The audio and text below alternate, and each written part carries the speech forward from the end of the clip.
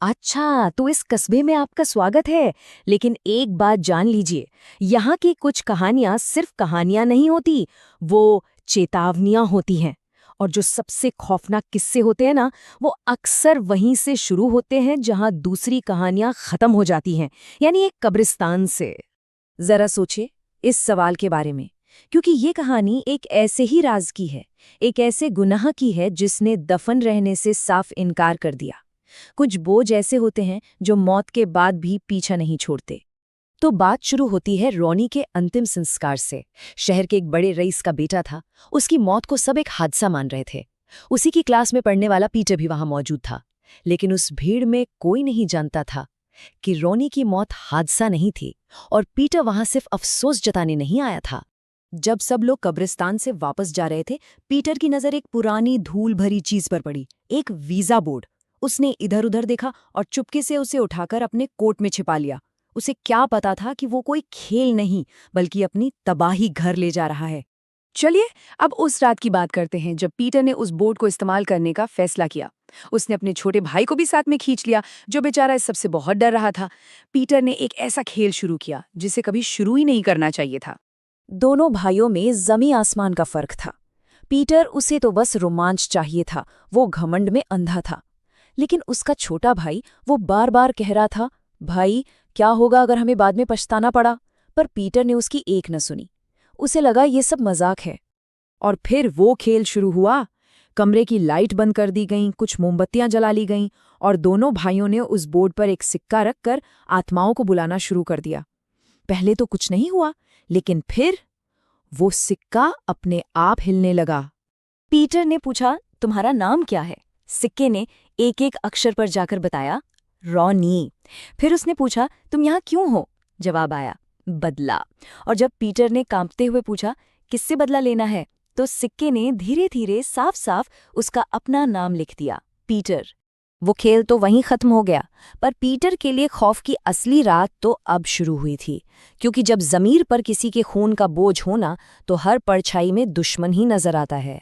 तभी अचानक उनके सामने रॉनी की आत्मा आ गई। सिर से खून बह रहा था, आंखों की जगह सिर्फ काले गड्ढे थे, और पूरा शरीर कब्र की मिट्टी में सना था। पीटर जोर से चीखा और उसकी आंख खुल गई। उसने खुद को अपने बिस्तर पर पाया, न कोई बोर्ड न मोमबत्ती। उसने राहत की सांस ली। शुक्र है ये बस एक बुरा सपना था।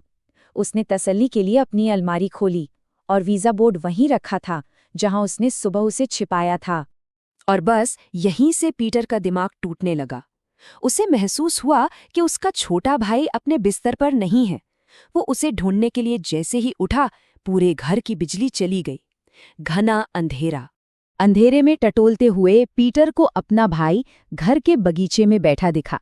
वो उसे सहारा देकर अंदर ले आया, और ठीक उसी पल बिजली वापस आ गई।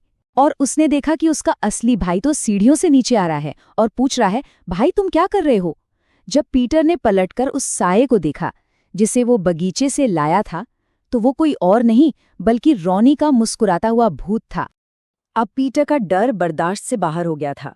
वो पूरी तरह टूट चुका था और सीधा चर्च की तरफ भागा। वो इस बोझ को अब और नहीं उठा सकता था। ये कोई पछतावा नहीं था, ये सिर्फ खौफ था जिसने उसे सच उगलने पर मजबूर कर दिया। और फिर उसने पादरी के सामने वो सच कबूला कि रॉनी ने उसे एग्जाम के पेपर लीक करते देख लिया था। पीटर ने उसे धमकाया, पर रॉनी चुप रहने वालों में से नहीं था। इसलिए पीटर ने एक ट्रक से उसकी टक्कर करवा दी। और जब रॉनी जमीन पर घायल पड़ा था, पीटर उसके पास गया और अपनी ही मोटरसाइकिल उसके ऊपर से चढ़ा दी। उसे वहीं तड़प तड़प कर मरने के लिए छोड़ दिया। पादरी ने सब कुछ सुना, और उनके पास कहने को बस यही शब्द थे। उन्होंने कहा कि गुनाह इतना बड़ा है कि शायद माफी न मिले, लेकिन सच कबूल करना शायद पहला कदम हो सकता है। अपना गुनाह कबूल करने के बाद पीटर को एक अजीब सी झूठी शांति महसूस हुई। उसे लगा अब सब ठीक हो जाएगा। उसने सच जो बता दिया था ना। जैसे ही वो चर्च से बाहर निकला, उसने रॉनी की आत्मा को फिर देखा, पर इस बार वो गुस्से में नहीं थी, वो बिल्कुल शांत थी। पीटर को लगा कि उसके कबूलनामे ने रॉनी को शांति दे दी है। उसे लगा कि उसे माफ कर दिया गया है, लेकिन वो ये नहीं समझा कि रॉनी की ये शांति माफी की नहीं, बल्कि इंतकाम के पूरे होने की थी। और बस उसी एक पल में, जब पीटर को लगा कि अब वो बच गया है, न जाने कहां से एक तेज रफ्तार ट्रक आया और उसे उड़ाकर चला गया। लोग कहते हैं कि रॉनी की आत्मा को तो शायद शांति मिल गई थी। हो सकता है उसने अपने कातिल को माफ भी कर दिया हो, क्योंकि उसका बदला तो पूरा हो ही चुका था। लेकिन कहानी का असली मतलब समझिए। रॉनी ने भले ही माफ कर दिया हो, पर कुदरत ने पीटर के किए का हिसाब बराबर कर दिया। कुछ गुनाह इतने बड़े होते हैं कि उनकी सजा मिलकर ही रहती है। याद रखिएगा, इस शहर की हर पुरानी दीवार के पीछे एक कहानी छिपी है, और ये कहानी एक चेतावनी है कि कुछ दरवाजे कभी नहीं खटखटाने।